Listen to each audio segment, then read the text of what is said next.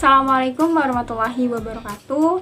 Perkenalkan, nama saya Ayu Bahtera, NIM 230701900086 dalam mata kuliah Psikologi Pendidikan. Kali ini saya akan memaparkan materi mengenai hakikat belajar dan prinsip-prinsip pembelajaran. Kita langsung saja dari hakikat belajar ya. Hakikat belajar ini merupakan sukses atau tidaknya pencapaian tujuan pendidikan sangat tergantung pada proses belajar yang dialami oleh peserta didik. Proses belajar yang dilakukan secara individu tergantung dari pandangannya tentang aktivitas belajar, karena belajar adalah tahapan perubahan perilaku yang relatif positif dan menetap sebagai hasil interaksi dengan lingkungan yang melibatkan proses kognitif. Lalu, belajar ini mengandung 3 ciri, yaitu belajar berkaitan dengan perubahan perilaku. Perubahan perilaku tersebut terjadi karena didahului oleh pengalaman. Lalu yang ketiga adalah perubahan perilaku yang disebabkan belajar bersifat relatif permanen. Lalu belajar ini memiliki unsur-unsur, ada 4 unsur, yaitu ada peserta didik, ada rangsangan, ada memori, dan terakhir ada respon. Lalu Gagnick dan Bris mengklasifikasi tujuan peserta didik dalam 5 kategori, yaitu ada kemahiran intelektual. Terus kemampuan intelektual ini kemampuan yang membuat individu kompeten. Lalu yang kedua ada kemahiran kognitif. Kemahiran kognitif ini adalah kemampuan yang mengatur perilaku belajar, mengingat dan berpikir. Yang ketiga ada informasi verbal, kemampuan yang diperoleh peserta didik dalam bentuk informasi pengetahuan verbal. Lalu ada kemahiran motorik. Kemahiran motorik ini adalah berkaitan dengan kelenturan syaraf dan otot. Lalu ada sikap, yaitu kemampuan peserta didik untuk merespon sesuatu. Langsung kita ke prinsip-prinsip belajar. Ada 3 prinsip yang dimiliki oleh pembelajar sebelum melakukan kegiatan belajar baru, yaitu yang pertama ada informasi faktual, informasi yang diperoleh dengan beberapa cara. Ada dari komunikasi kepada pembelajar, ada dipelajari oleh pembelajar sebelum memulai belajar baru, lalu ada dilacak dari memori, yaitu karena informasi tersebut terpendam dalam memori pembelajar. Yang kedua ada kemahiran intelektual. Pembelajar harus memiliki berbagai cara dalam mengerjakan sesuatu, terutama yang berkaitan dengan simbol-simbol bahasa dan lainnya. Dan yang ketiga ada strategi. Setiap aktivitas belajar memerlukan pengaktifan strategi belajar dan mengingat. Lalu kita ke cara belajar yang efisien. Sikap dan perilaku yang harus dimiliki siswa sebagai berikut. Ada tujuan belajar, lalu minat terhadap pembelajaran, kepercayaan pada diri sendiri, keuletan, belajar secara teratur, belajar dengan penuh disiplin, belajar dengan memusatkan pembelajaran terhadap pelajaran, belajar memusatkan perhatian ke suatu pelajaran.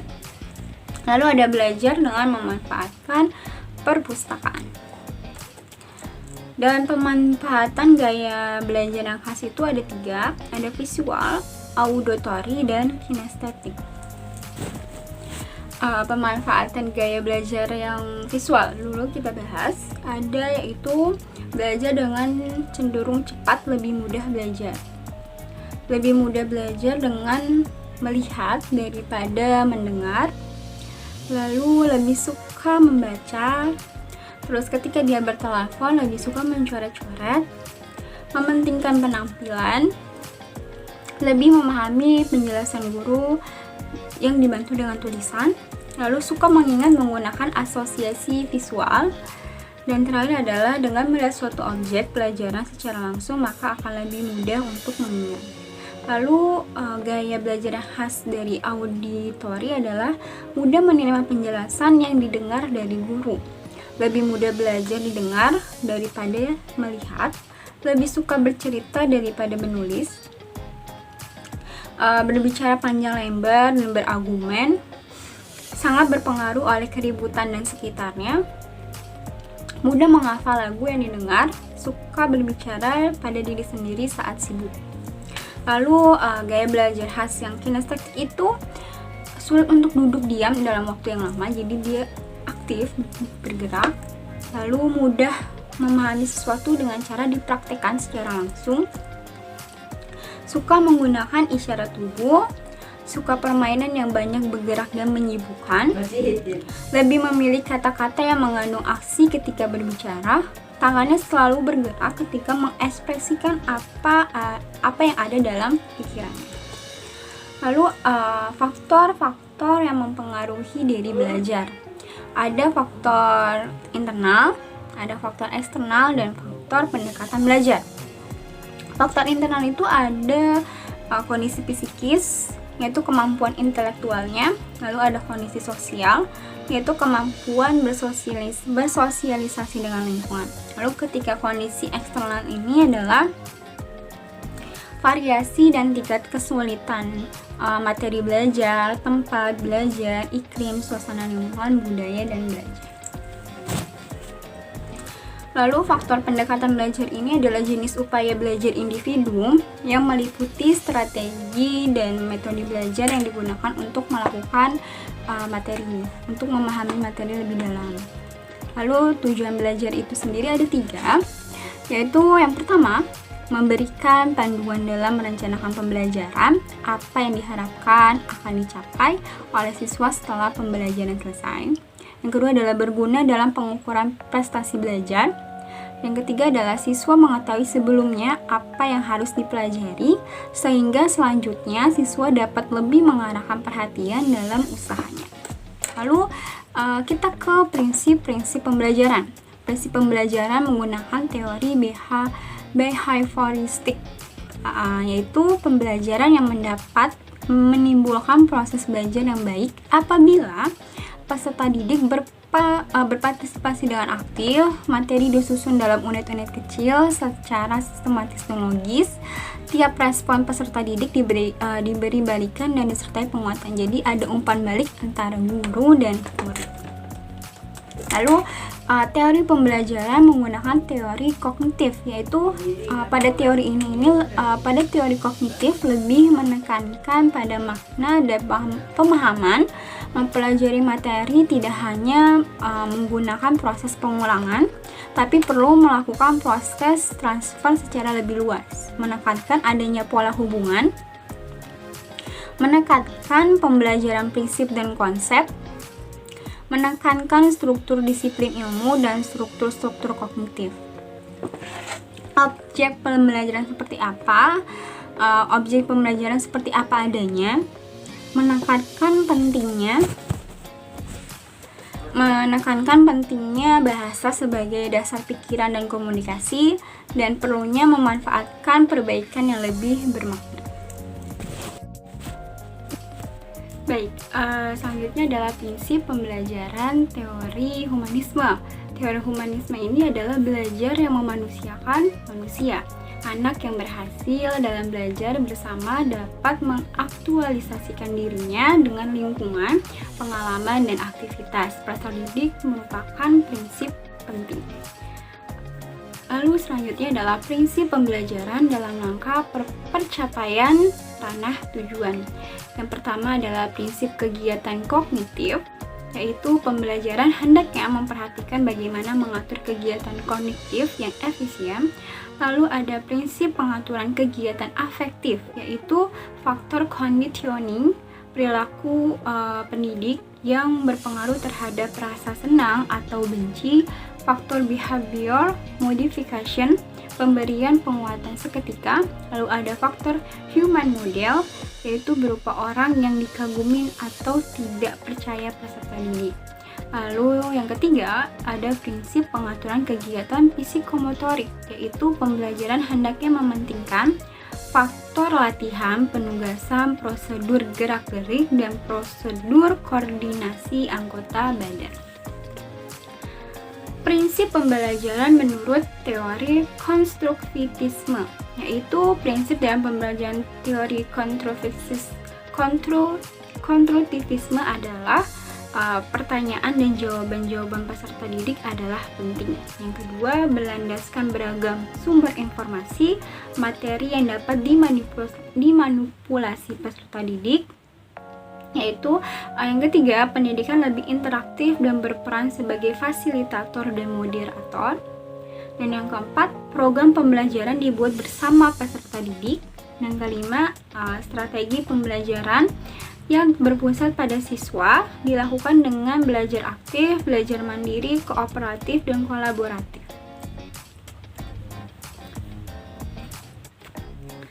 Selanjutnya ada prinsip pembelajaran dari asas mengajar.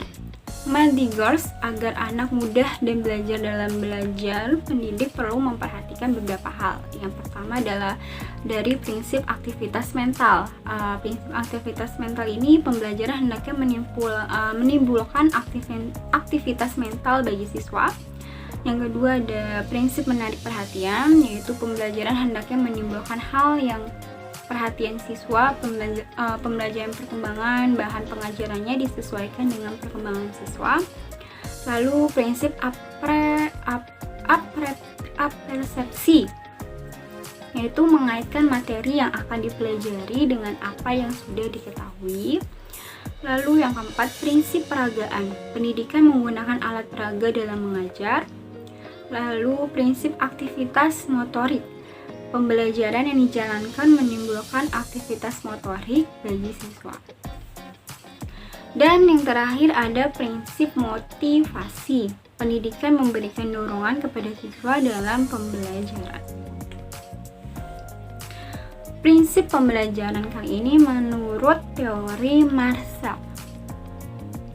Ada prinsip konteks. Prinsip konteks ini pendidikan menciptakan bermacam-macam hubungan dengan bahan pengajaran. Lalu yang kedua, ada prinsip fokus. Prinsip fokus ini dalam membahas materi perlu memakai pokok bahasan sebagai pusat bahasan. Yang ketiga ada prinsip evaluasi. Pendidikan dalam mengajar tidak boleh meninggalkan kegiatan evaluasi. Lalu yang keempat ada prinsip individualisasi, yaitu pendidikan memperhatikan adanya individu dari diri peserta didik. Lalu ada prinsip sosialisasi. Pendidik menciptakan suasana belajar yang menimbulkan adanya saling kerjasama antara peserta didik. Dan terakhir ada prinsip sequence, yaitu materi pengajaran disusun secara urut, sistematis, dan logis. Begitulah penjelasan mengenai belajar dan prinsip-prinsip pembelajaran. Kali ini saya akan menjelaskan materi yang lainnya, yaitu materi tentang faktor yang mempengaruhi hasil dari belajar. Apa saja sih yang mempengaruhi hasil dari belajar itu? Baik, saya akan memaparkan materinya. Yang pertama, belajar itu adalah key term, istilah kunci yang paling vital dalam masalah setiap usaha dari pendidikan. Lalu, belajar yaitu setiap perubahan yang relatif terhadap dalam tingkah laku yang terjadi sebagai hasil dari latihan dan pengalaman. Atau belajar adalah perubahan kepribadian sebagai pola baru yang berupa percakapan, sikap, kebiasaan, kepandaian, atau suatu pengertian. Lalu, karakteristik belajar itu apa saja sih? Yaitu yang pertama, belajar adalah suatu perubahan dalam tingkah laku. Lalu yang kedua, belajar terjadi melalui latihan dan pengalaman. Perubahan karena pertumbuhan atau kematangan bukan merupakan hasil belajar. Contohnya, perubahan seorang bayi. Lalu yang ketiga, belajar terjadi melalui latihan dan pengalaman. Dan yang keempat itu perubahan tingkah laku. Perubahan tingkah laku ini menyangkut berbagai aspek kepribadian seperti fisik atau psikisnya, seperti perubahan pengertian berpikir, keterampilan, kebiasaan, sikap, dan lain-lain.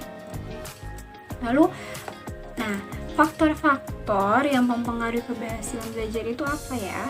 Kegiatan belajar ini kan merupakan sebuah proses yang akan menghasilkan hasil dari proses belajar tersebut. Keberhasilan belajar dipengaruhi oleh berbagai faktor. Lalu, agar kita dapat mencapai keberhasilan belajar yang maksimal, tentu saja kita harus memahami faktor-faktor yang mempengaruhi keberhasilan belajar tersebut. Yaitu yang pertama ada faktor fisiologis, yaitu jasmani. Faktor Fisiologis ini merupakan faktor dari internal. Jadi pertama ada faktor internal, itu ada faktor fisiologis dan faktor psikologis. Yang pertama kita bahas dulu faktor dari fisiologis, yaitu jasmani. Faktor fisiologis ini meliputi keadaan jasmani dan panca indera. Di samping itu, kesehatan jasmani mempunyai pengaruh penting terhadap prestasi belajar siswa. Kondisi jasmani yang dimaksud di sini merupakan kesehatan fisik yang akan memberikan hasil yang baik. Lalu faktor fisiologis, ini adalah inteligensi, minat, motivasi, bakat. Konsep dari faktor fisiologis adalah keadaan fisiologis seseorang dapat mempengaruhi proses belajar. Lalu yang kedua, faktor psikologis. Faktor psikologis ini ada minat dan motivasi. Minat dan motivasi ini merupakan dorongan diri sendiri, umumnya karena kesadaran akan pentingnya sesuatu. Titik motivasi juga dapat berasal dari luar diri, yaitu dorongan dari lingkungan, semisal guru dan orang tua. Lalu ada konsep diri.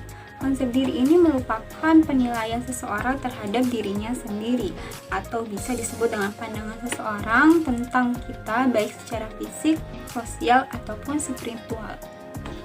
Lalu ada kecerdasan atau inteligensi.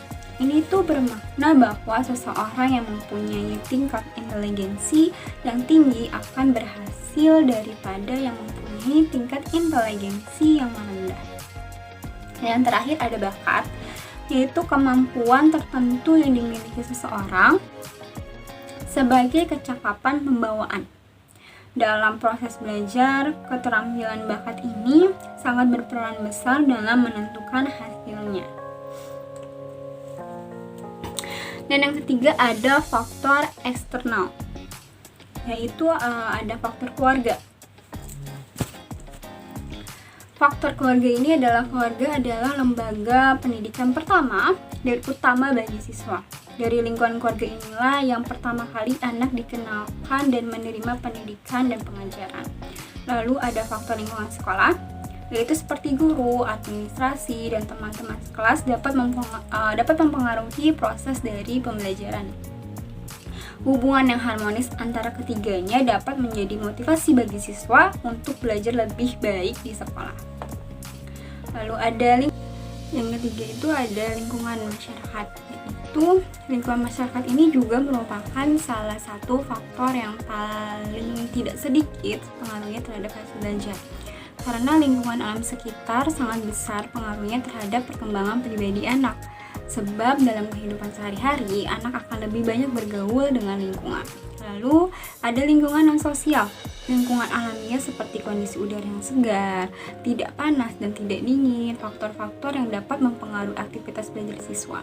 Sebaliknya, bila kondisi lingkungan alam tidak mendukung proses pembelajaran siswa, maka siswa akan terlambat. Lalu, ada faktor instrumental, yaitu perangkat belajar yang dapat digolongkan dua macam. Pertama, hardware seperti gedung sekolah, alat-alat belajar, fasilitas belajar, lapangan, olahraga, dan lain sebagainya. Dan ada kedua, tadi kan ada hardware dan ada software. Software ini seperti kurikulum sekolah, peraturan sekolah, buku panduan, silabus, dan lain sebagainya. Maka tadi faktor yang mempengaruhi dalam hasil belajar itu ada 3, yaitu ada faktor internal, faktor psikologis, dan faktor eksternal.